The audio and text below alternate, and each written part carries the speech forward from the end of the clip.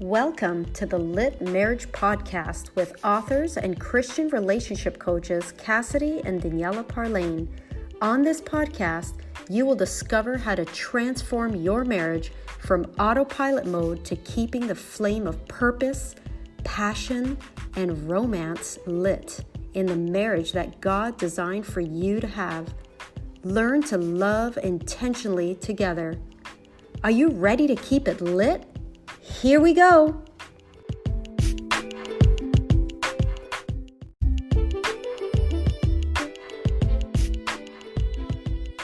Hey guys, welcome back to another episode of the Lit Marriage Podcast. We are your hosts, Cassidy and Daniela.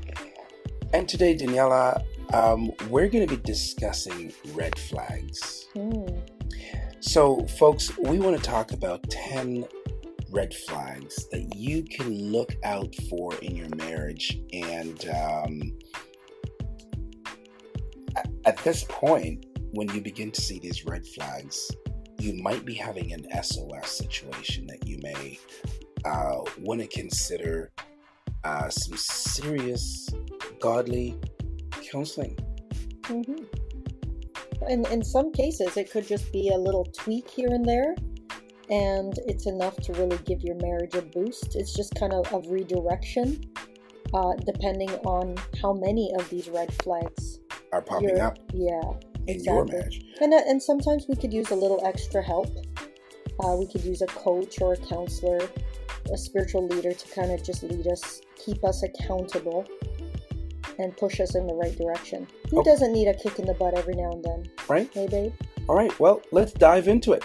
Right. So we're going to go right ahead and talk about what some of these red flags are. And again, folks, we have 10 things, and it's a laundry list of things, but not in any specific order, okay? These are things that we have observed over the years that some of them have even popped up in our own marriage. Mm-hmm. And we have had to be very vigilant and intentional about how we went about overcoming some of these things. So let's talk about it. Number one, lack of devotion or prayer life. Mm-hmm. If you don't have a devotional life or a prayer life, you know, we've been to many weddings over the years, and you'd hear somebody who comes up who's probably been married for some time, 10, 20, 30 years, 40 years of marriage. And one of the main things we hear in these Christian marriages, because we mainly deal with Christian marriages, right? Mm-hmm. One of the main things that we always hear is put God first. Mm-hmm. Always put God first. But that's such a generic statement, if you understand what I'm saying. How can you put him first when you don't know what he wants? And you can only determine that by reading the book and spending time in prayer. And when we say devotional or prayer time, we don't just mean on your own individually or independently, but especially as a couple together. It is such a game changer to do that.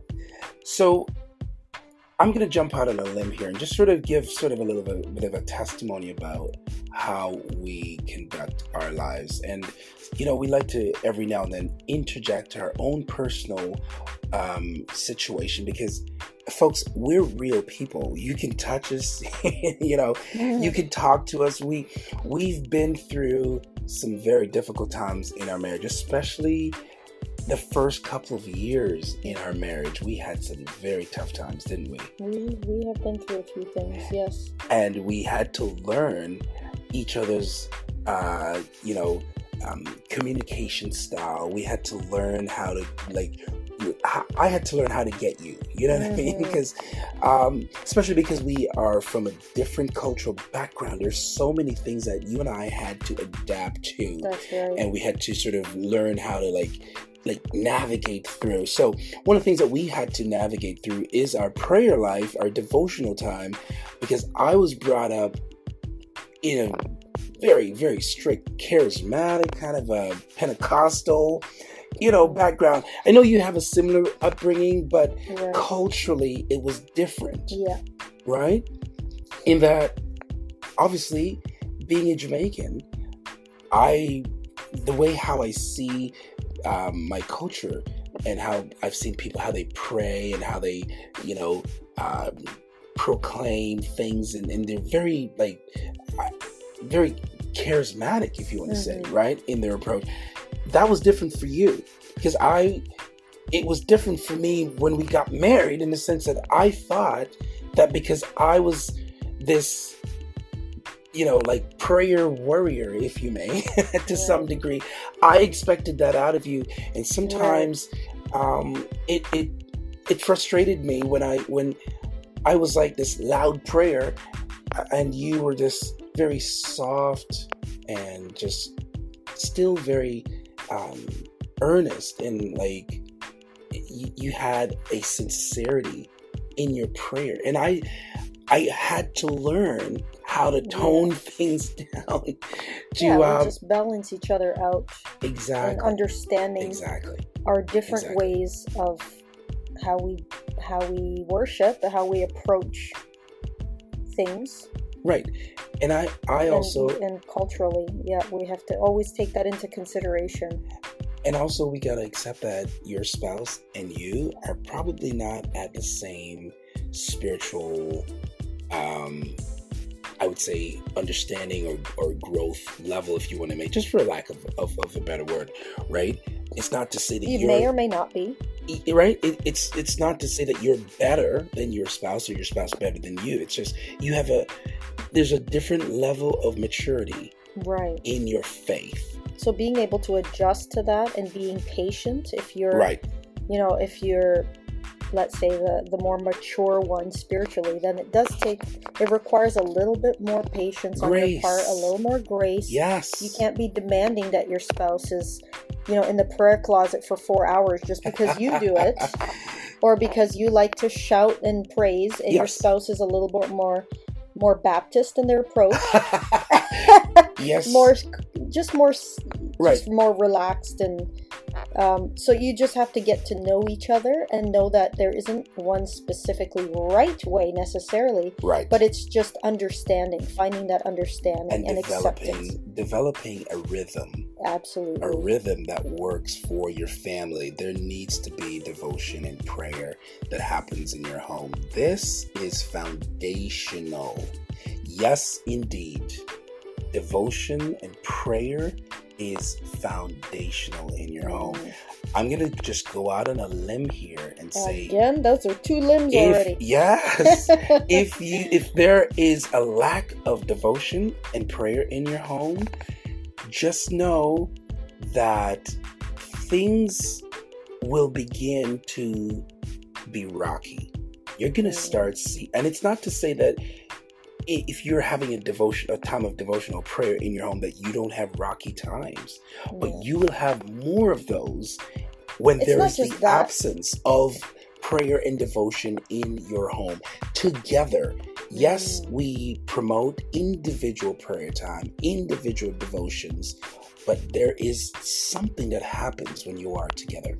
I wanted to inject in there that it has to do more with how you will endure and how you go through difficult moments when they come around. Yes.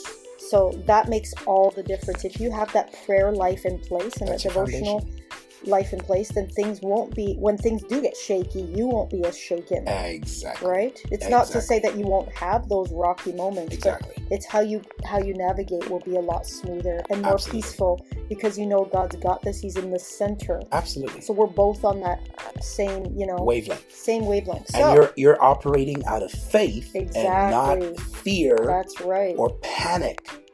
And prayer, anxiety. That's right. Prayer stabilizes the situations that occur in your home.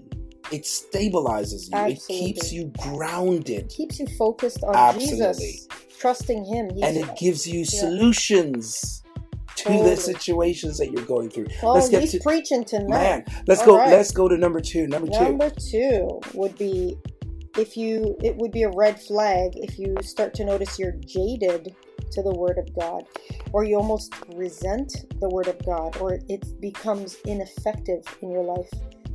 Almost like you hear it, but you don't apply it.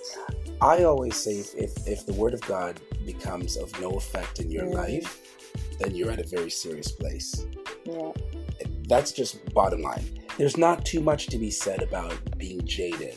Jadedness just means a person who literally says, oh, I've seen that. Oh, I've heard that. Oh, there's nothing that you can say to me that I haven't seen, heard, experienced, yada, yada. You know what I mean? That's jadedness, because we can all learn from each other. We can all still learn from even one verse in the Bible. You can read that for an entire year and still get different applications and revelations.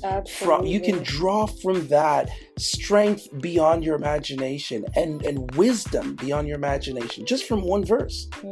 From one verse. So when the word of God becomes of no effect, you are jaded, and that's a huge red flag. And it's an indication your heart is hardened. Absolutely. Because now you're blocking. You got to keep your heart soft and pliable, humble and pliable, and it kind of goes hand in hand with number one, with lacking the devotion with God, right, and so forth. So number 3, there's a lack in your sex life, and perhaps I think it goes hand in hand with a lack of synchronized bedtime. That if you start to do that, and it's understandable if you have different schedules, I totally get that. You might be on 2 different schedules, but it is so important in that case that you really schedule that time, that intimacy together, or that pillow talk time. Just that you and me time where you're not discussing bills and just the stressors of the day. Obviously, there's a time and place for that, but you just want to unwind. And you want to actually just enjoy each other. Kind of go back to the times where the early times of your marriage and think about, what did we talk about then? Things that stimulate your mind. Talk about your interests and just love on your spouse. Take that time, go all out. Absolutely. Light those candles, get that hot tub running. Put some romantic music on. Do what it takes to feed. Get that thing lit. If it needs a little help it. Help it along. So here's something that is I'm just going to throw it out there for those of you who are wondering. Okay, sex life, keep going. You've gotten my attention. Okay, so here's what I'm going to say: have a lot of it. As much romance as you can have in your marriage. Do it. One of the things that you will get as a result of the stimulation from romance and sex in your marriage is that the lines of communication, some walls are going to be torn down in your marriage. Some lines of communications are going to open. You're going to get there's going to be some friction. I'm talking good friction. I ain't talking about bad friction. Good positive frictions are going to happen. The fire. So there's something to be said about communication. You might be having really bad communication in your marriage, and you might be wondering, how is this happening? When did we begin to have this blockage? I'm going to tell you right now. We're telling you right now that a lot of romance and sex in your marriage literally opens up the lines of communication. You ever had a really good romantic night with your spouse, and all of a sudden conversations that you've never had before start coming out of nowhere? Look at that. Look at God. Look at God. So He gave us that for a reason. Right? Oh yeah. And so sometimes you're having tensions in your marriage, and just by having that time of romance with your spouse, the tensions just literally roll away. And it's not that they've disappeared, but now solutions are popping up in your brain that were never there before. I would say it's quite therapeutic. It is a therapy. Yes. It is a therapy. Love therapy. Absolutely. Hallelujah. So have as much of that. And if that is interrupted, if you notice that there's a lack, whatever happened to like the days when you first met? And you couldn't get your hands off each other. You think about that. Come on. Why is it that the honeymoon these days just lasts for a couple of months? You remember when the honeymoon used to last for years and years and years? My grandparents used to say that the honey in the moon, there's something about the honey is still in the moon. Like your honeymoon doesn't have to end at the honeymoon. Do you understand? That's right. That should always be a thing in your marriage. And romance and sex is a part of what brings back the honeymoon in the marriage. So sex is very important in your marriage. This podcast, we talk about, rekindling the love and keeping things lit and, finding the romance in your marriage.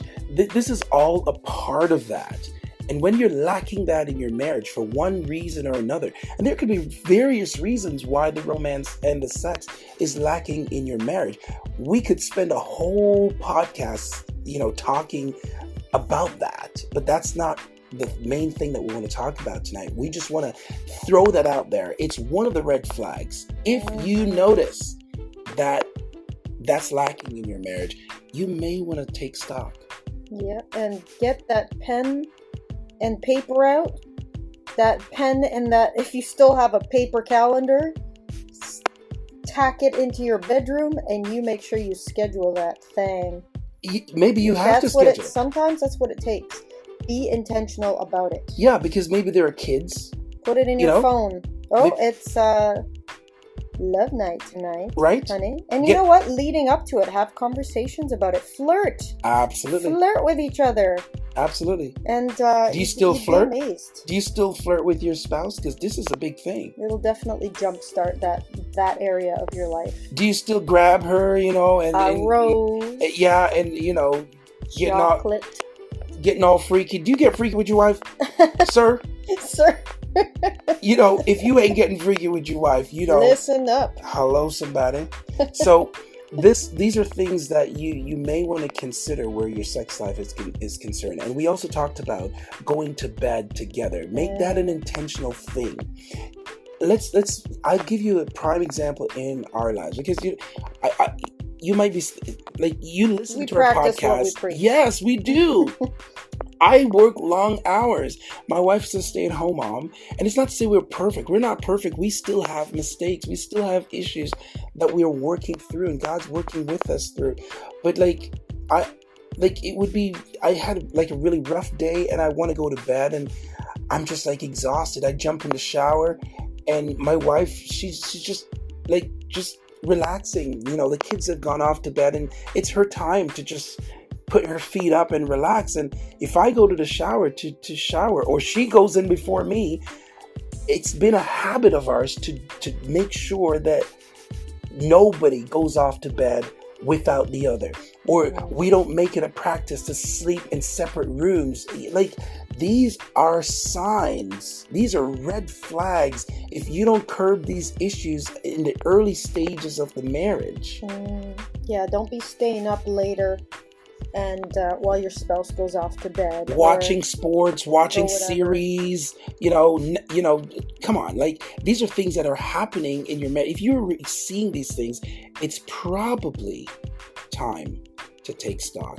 And we're not throwing shades here. We're not trying to beat up on you, but we're really wanting you to see that if these are red flags, you may want to consider changing course. Number 4, right? Number 4, you lack meals together. So you don't sit down together for dinner. And again, we understand that there could be a schedule issue with your work schedule. But whenever possible, even if it's just going to happen on the weekend, schedule it. Make the time, be intentional about trying to do that together. Or even if you're maybe during lunchtime, you're at work, your spouse is at work or at home, call each other during lunch. That's it's just the fact that you're spending that time together. You're enjoying each other's company, even if you're not face to face. It's important. Do it. Some of the conversations. It's a connection. Exactly. Some of the conversations that come out over a meal, they're quite different from conversations that you would have in a different scenario. You know what I mean? Having a meal together there's just something to be said about it. It's a very important thing to have meal times with your family, with your spouse, and make it intentional. Absolutely. So important. And it just makes your food taste better when you have when you have good company, right? Right. So number 5 kind of correlates with the number 3 we talked about, lacking the synchronized bedtime. Devices take over. Yes. Dun dun dun. Yes. Very common issue these days. It's a struggle that I think it's a global struggle. All of us have. We all have an issue there. Yes. But it's about taking control. Absolutely, and not allowing your devices to control you. Like, for example, how much time are you spending on your cell phone? This cell phone thing is, I tell you, like it's one of those things that really put a wedge in marriages these days. If you're spending more time on your cell phone than you are with your spouse, it's a problem. It's a serious problem. I know that this has become an epidemic in our society. If you find that you are an addict, your spouse is trying to have a conversation with you and you're constantly on your phone, you can't find time to actually have conversation about budgeting or find time to, follow through with goals. You don't want to talk about, some of the serious issues maybe of our times, or that you could be looking at. Maybe it's a honey-do list that you're ignoring, but you're spending more time on your devices, or watching just TV, glued to the TV. Do you have a TV problem? Do you have a cell phone problem? These are common issues in the marriage. These are red flags. Yeah, they become very, very addictive. Right. And it becomes a bad habit. So here's something that you can do with the device. When you come home, be intentional about when you go on your device. It's a very simple solution. It sounds simple, but it's difficult, because when you are an addict to a device, it takes some some real intentional effort to overcome that. It's like any other addiction. Mm-hmm. I'm telling you, these phones that we have, they've really grabbed our attention. They've taken over our lives. Most of us, they've taken over our lives. So be intentional about them not taking over your lives and taking away time, precious time that you could be spending either with your kids or your spouse, to be exact. This is what we're talking about, your marriage, right? These are red flags that you can think about. One thing about time, you can never get it back. That's right. So all that time that you're spending on your cell phone or watching TV could be precious time. It's a priceless commodity that you could be spending with your spouse. Here's something that we need to talk about. Number 7, lack of physical health and discipline. Number 6, which is lack of physical health and discipline, right? So let's talk about that. Lack of physical health and discipline. So what does that look like? Maybe at the time when you got married, you were probably in shape. Maybe you looked really good. You were so attractive. You're so like, man, now I want to get her right now. Maybe you had that about your spouse. And now all of a sudden, you or your spouse have let yourself go. Mm-hmm. Maybe too many microwave meals. Right. Too much, you start slacking. You start to slack, and then you kind of stop caring about your physical appearance. You start feeling slouchy and tired, maybe because of, the fact that you're not putting that effort into what's going in your body. Right. And then there's that attitude of, oh, well, we're already married now, so I could just kind of wear my PJs all day. Or you eat for emotional reasons. Yeah, it could be emotional eating. It could just be boredom. It could be whatever the case. Oh, I don't need to bother doing my hair, or, if you're, that can apply to either one. where you just kind of get so laid back, and it's okay. No, we're not saying you have to look like, you know, just perfectly like a celebrity all day. Right. But just having that balance is important, because it sends a message to your spouse that I care about, I respect myself, and I want to look good for you, right, at the same time. It sends a message. It really does send a message. Yeah. Body language is a very powerful thing. It's in some cases more powerful than our words. Absolutely. I totally agree. I think in marriage sometimes we can get so lax because now we're comfortable. That's right. And I get it. It's okay to be comfortable around your spouse where you don't feel uptight and all that. But yeah, it's important to have that upkeep. Men, go out and get a haircut from time to time. Make your wife know that, hey, still want to look good for you, baby. Brush your teeth. Yes, don't be walking around with bad breath all day, all night, in your jammies. No. Bedhead, the greasy shirt. Get her done. So, you show you that. Present your best self. Absolutely. Be your best self for your spouse. Absolutely. Here's one. Lack of financial discipline. That's number 7. Mm-hmm. When there's a lack of financial discipline, when there's someone who's a spender in the relationship, or somebody who just doesn't have that discipline on how to maintain finances, or maybe you guys just don't have that, as a result of that, you're lacking communication gets interrupted when there's a lack of discipline where finances is concerned. Finances, when you get that right in your marriage, a whole lot of things will begin to fall in place. Isn't that right? Correct.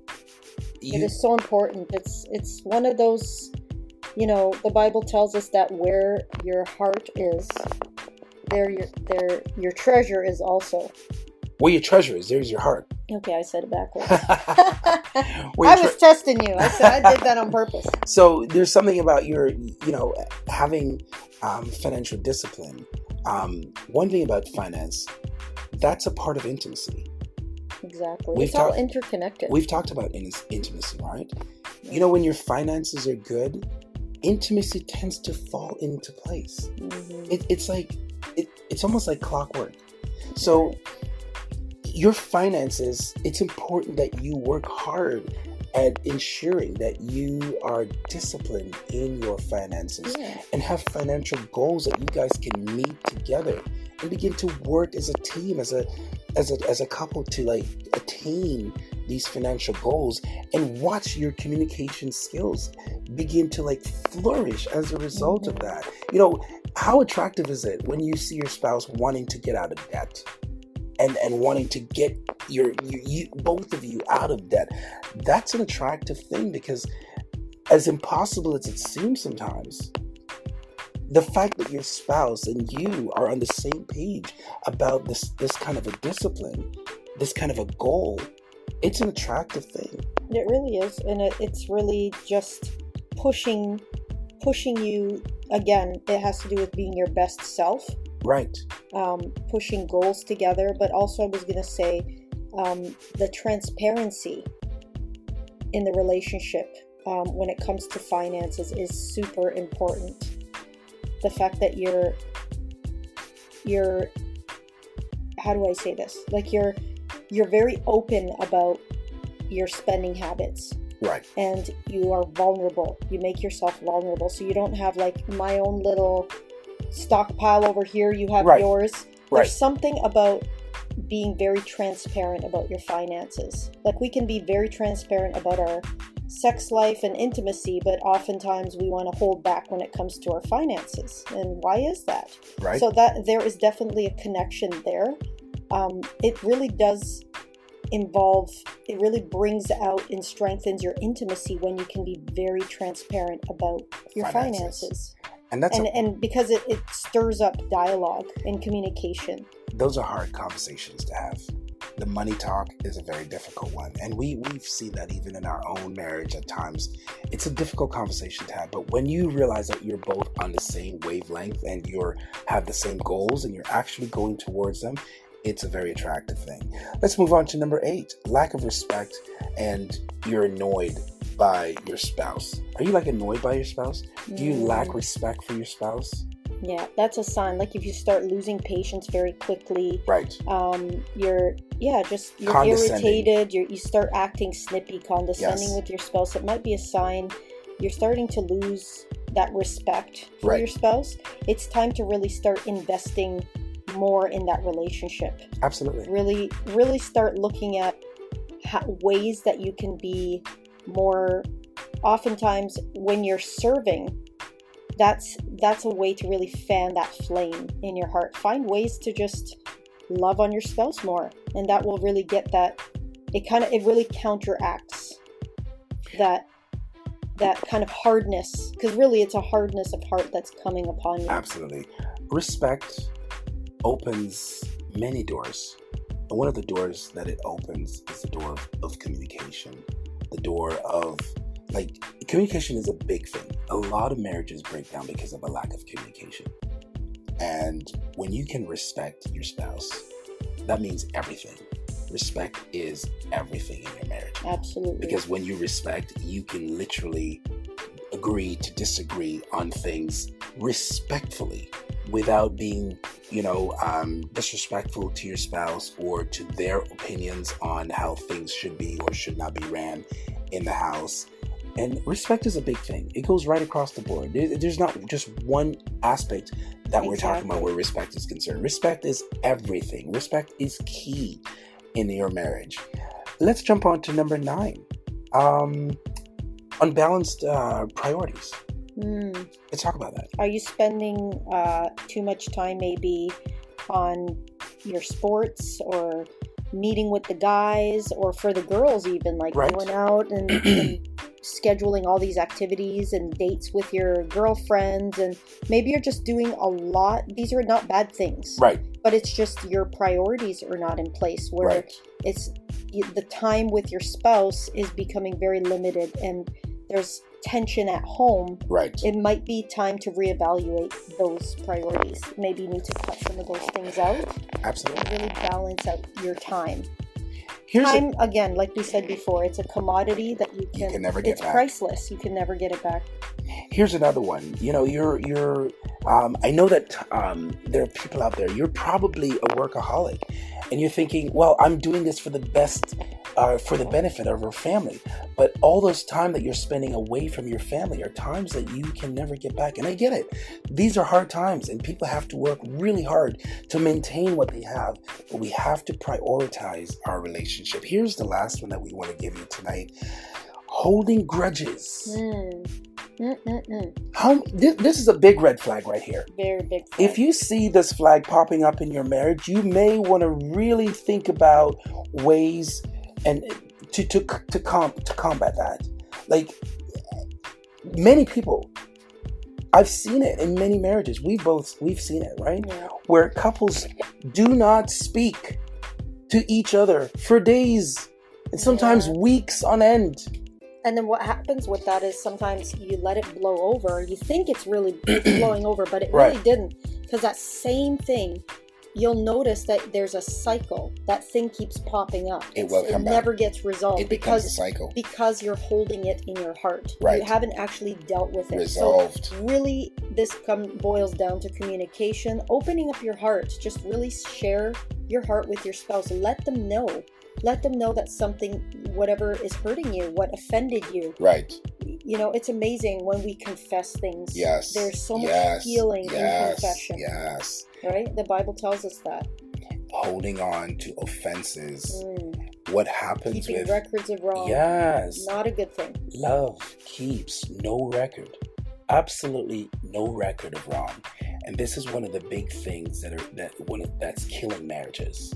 Holding on to offenses, holding grudges beyond the expiration date. It's not to say you cannot be upset about something, but it's the duration of time.